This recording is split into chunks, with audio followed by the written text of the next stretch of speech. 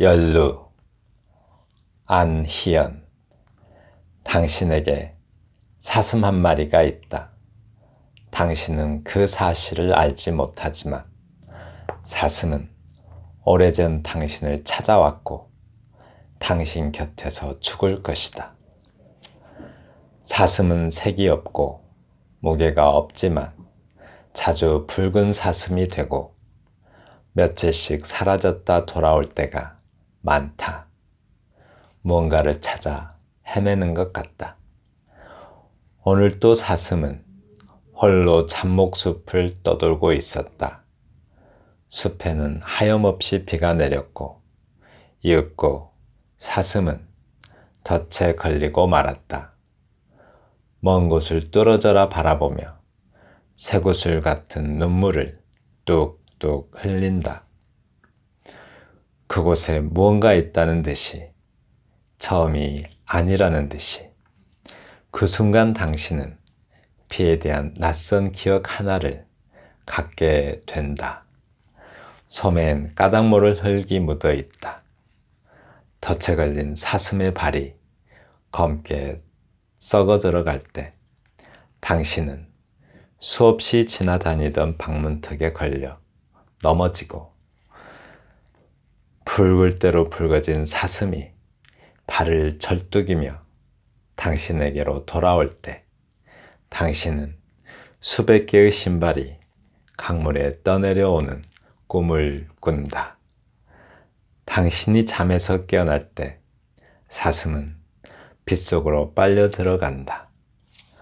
당신은 그 사실을 알지 못하지만 아침 햇빛을 보면 자주 무릎이 꺾인다. 자꾸만 무언가를 잃어버렸다는 생각이 든다.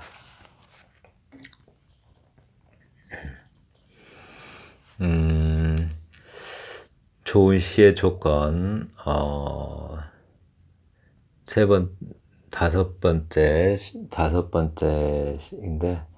세 번째입니다. 좋은 시의 조건 5-3입니다.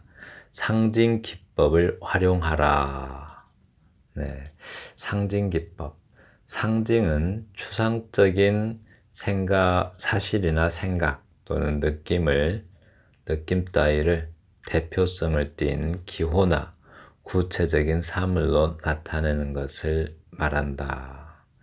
네, 그렇죠. 상징은 어떤 상징이 뭐죠? 상징은 어떤 생각이나 느낌 따위를 상징, 그래서 문자일 수도 있고 어떤 표식일 수도 있고 그렇죠. 각 학교마다 상징이 있듯이 어떤 학교는 독수리가 상징이고 또 어떤 학교는 호랑이가 상징이듯이 또 태극기나 이런 것도 다 국가를 상징하는 문양이죠. 네, 그런 것들이 상징입니다.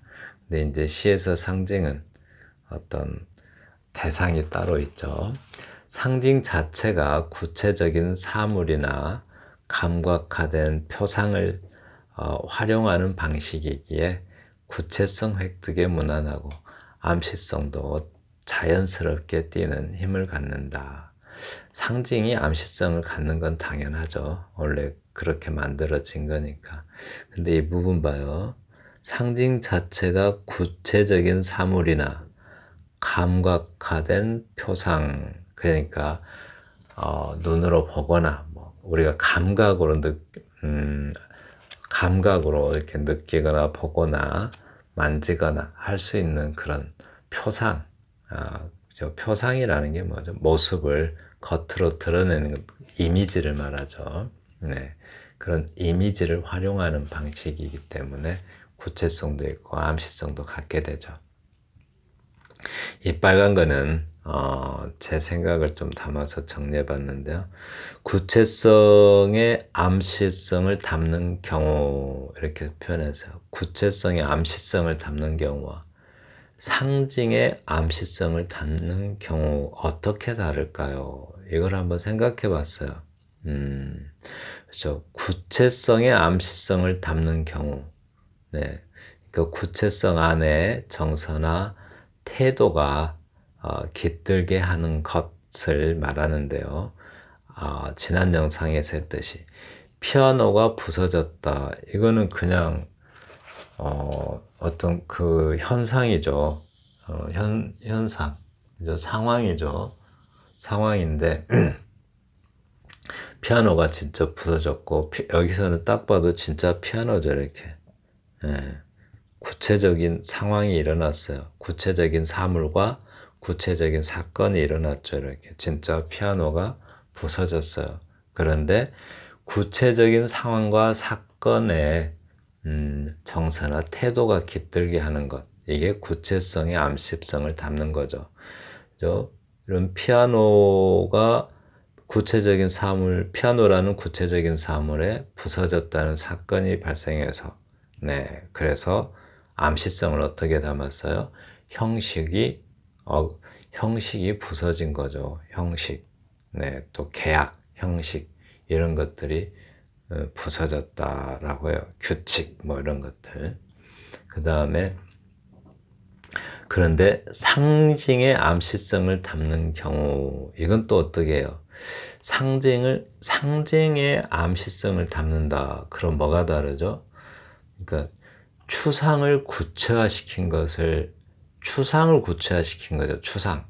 그러니까 우리가 감각으로 포착할 수 없는 것을 감각으로 포착할 수 있게 만든 것. 그게 이제 상징이죠. 그죠? 여기 나오는데, 당신에게 사슴 한 마리가 있다. 이렇게 하면은, 이 밑에 나오는 시에 나오는 건데요. 누가 봐도 당신에게 어떻게 사람 안에 사슴이 있겠어요? 사람 안에 사슴이 있을 수는 없겠죠. 누가 봐도 진짜 사슴은 아니죠. 저 위에서 피아노는 누가 봐도 진짜 피아노가 부서졌지만, 여기서 사슴은 누가 봐도 진짜 사슴이 아니에요. 이럴 때 이걸 상징이라고 합니다. 그러면 사슴이 무엇을 상징하는가, 그거를 이제 독자는 살펴야겠지요. 밑에서 살핍니다. 상징의 암시성을 담는 경우하고 구체성의 암시성을 담는 경우 좀 구분이 되시나요? 한 번씩 살펴봐요. 연루 안희연 시인의 시입니다.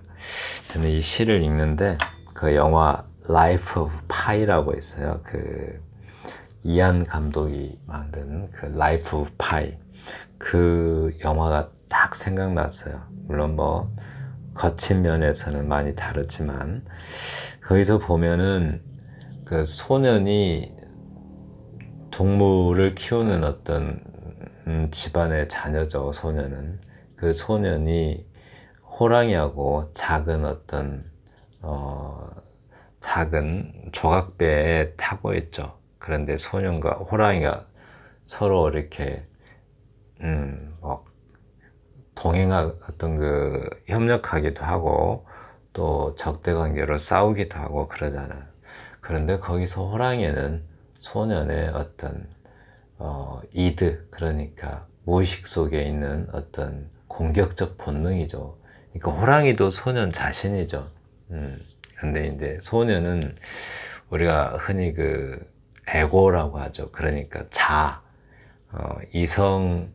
이성적으로 살아가는 어떤 자기를 자라고 하죠. 그런데 그런 모습들이 그 영화에서 드러나요. 근데 여기서도 그런 모습들이 보입니다.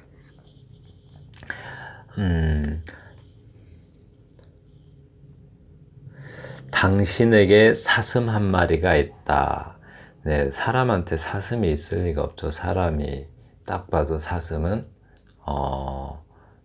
진짜 사슴이 아니겠죠. 그러니까 척 봐도 사슴이 아닌 걸로 봐서 뭐 여러 가지로 해석할 수 있지만, 뒤에 내용을 모르면 사슴 한 마리를 뭐 자기 자신으로 생각할 수도 있고 뭐 연인으로 생각할 수도 있겠지만, 뒤에 내용을 참고해 봤을 때 어떤 자기의 그 무의식의 자기, 아까 호랑이 말하듯이 라이프 오브 파이에 나오는 그 호랑이가 같은 존재죠. 그게 사슴 한 마리로 이렇게 구체성을 띠게 했습니다.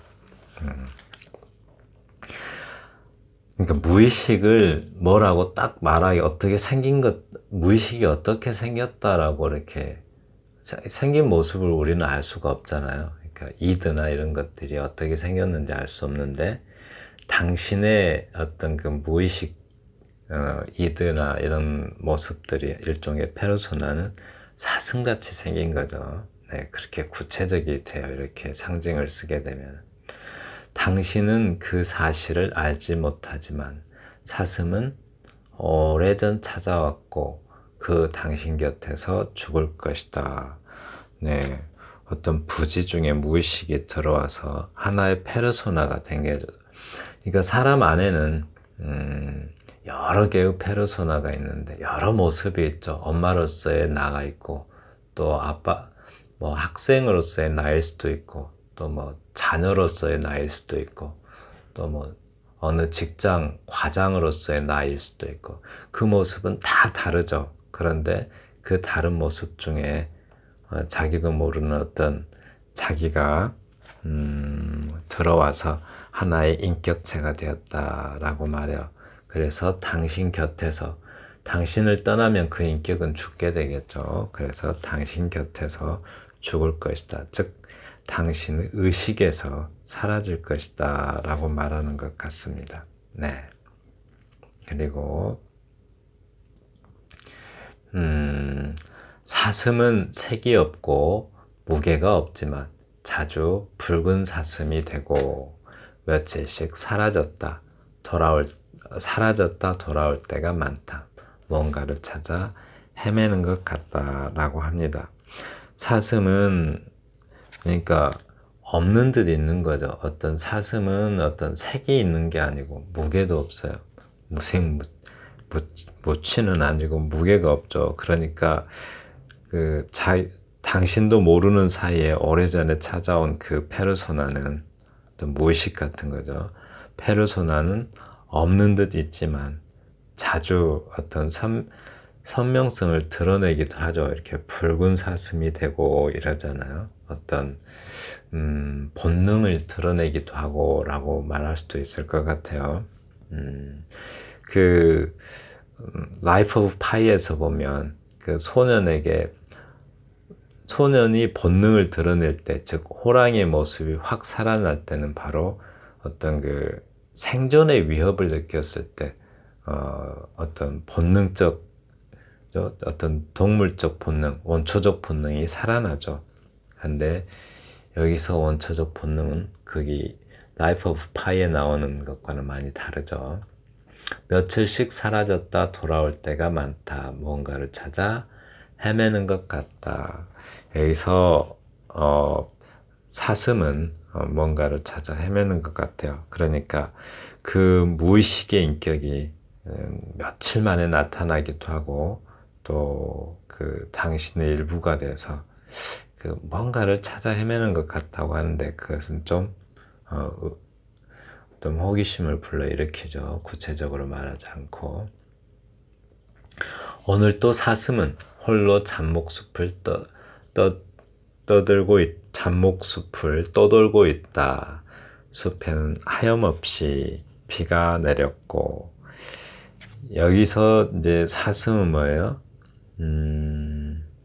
그러니까 의식이, 이제 우리는 의식이라는 게 있는데, 우리의 무의식 속에 잠재되어 있는 억압된 감정들을 잘 보살피지를 않죠.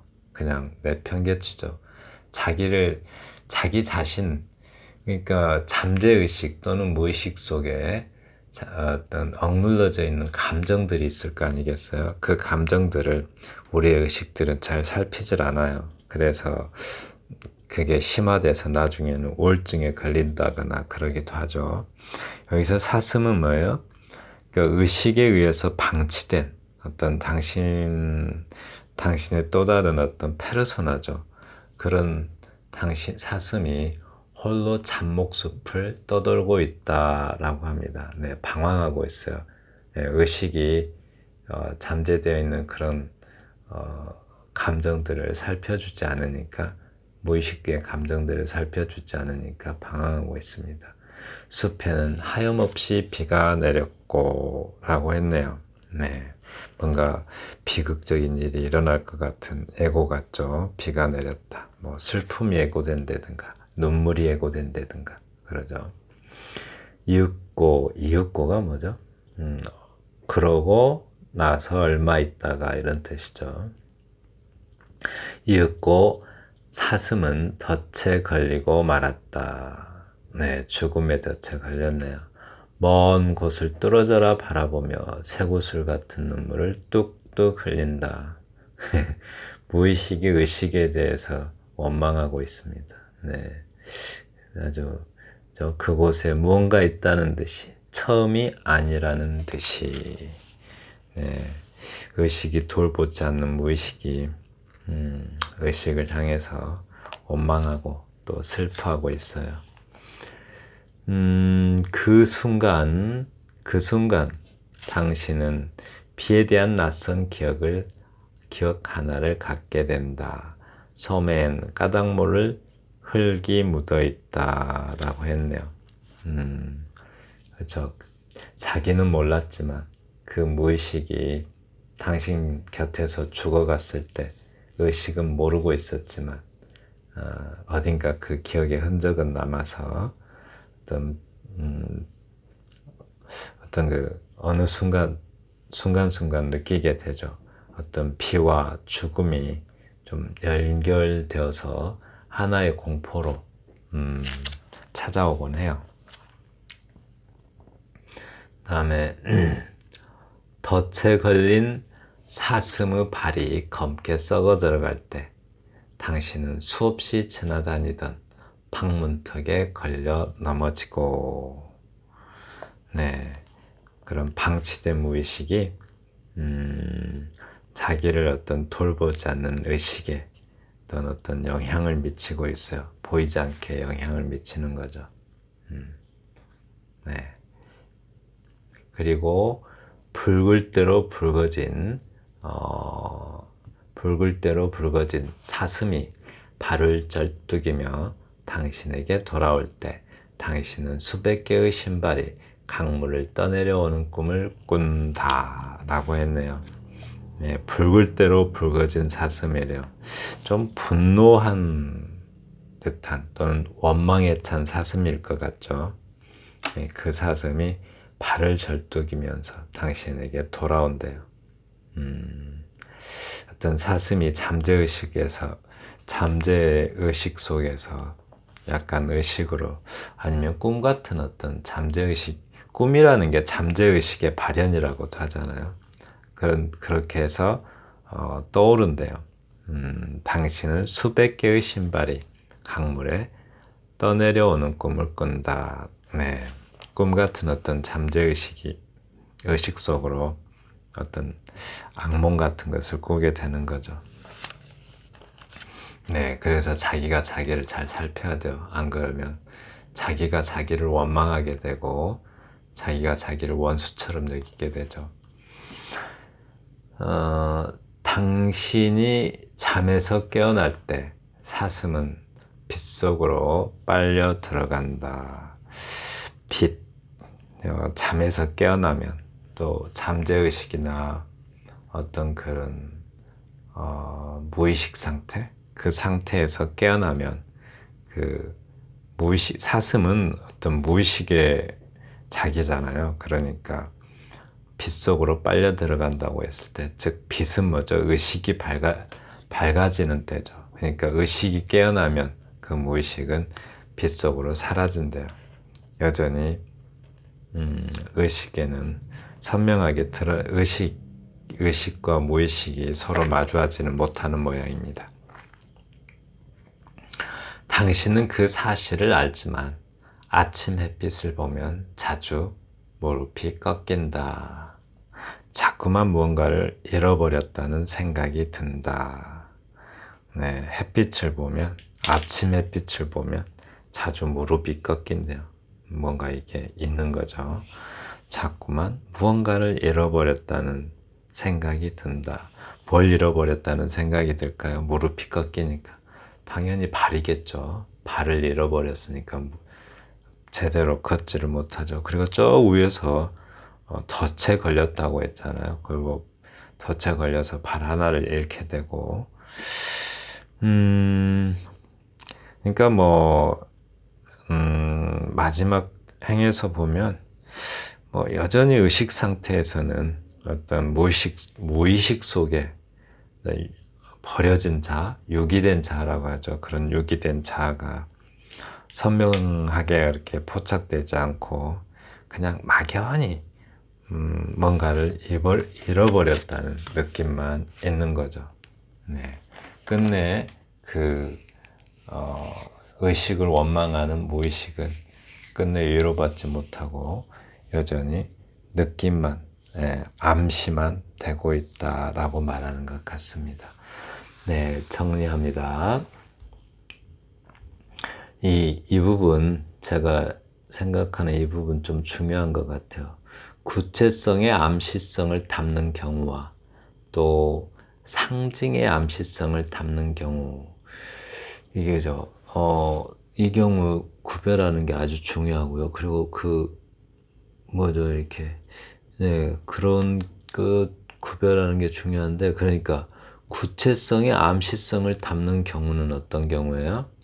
구체성의 정서나 태도가, 구체적인 것의 정서나 태도가 깃들게 하는 것이라고 했어요. 그러니까 구체성의 암시성을 담는다. 이 말은 이거는 실제 있는 사건이죠. 피아노가 부서졌다. 이렇게 누가 봐도 피아노가 다른 걸 의미하는 게 아니라 진짜 피아노가 부서졌어요. 그런데 이런 구체적 사물에 암시를 담죠. 어떤 것을요? 형식이라는, 그죠? 그 형식. 그리고 부서졌다. 그 형식은 지켜지지 않았다라는 암시를 담아요. 근데 상징은 어떻게 돼요? 상징의 암시성을 담는 경우는, 즉, 명확하지 않는 것을 구체화시키는 거죠, 이렇게. 당신에게 사슴 한 마리가 있다, 이 말. 이게 무의식의 자기인데, 어떻게 생겼는지 알 수가 없잖아요. 그래서 사슴으로 어떤 자신의 무의식적 페르소나를 구체화시키는 거죠. 네, 그렇게 바라보시는 게 좋을 것 같습니다. 지금까지 안희연 시인의 연루를 통해서 상징 기법을 활용하는 좋은 시의 예를 살펴보았습니다. 감사합니다.